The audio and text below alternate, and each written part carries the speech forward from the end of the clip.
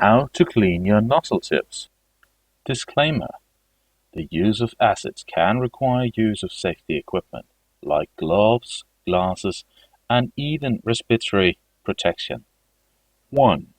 Make sure you have disconnected power supply to your pump system. 2. Disconnect the nozzle from pipe system.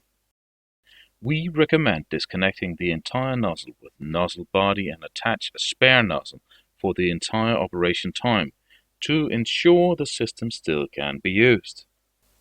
3. Loosen the nozzle tip and nozzle head from main body and soak all separate parts.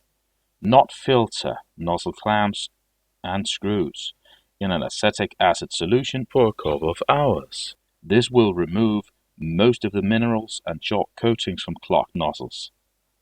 Use a container with lid to avoid any toxic fumes from this solution. 4. Rinse with clean water and connect all parts again. Remember to insert new filter to make sure the nozzle tip is ready for use again. Check if light comes through the nozzle hole. 5. Your nozzles should now be ready for use again. 6. Please note that you can recycle and reuse the acetic acid solution at least a couple of times.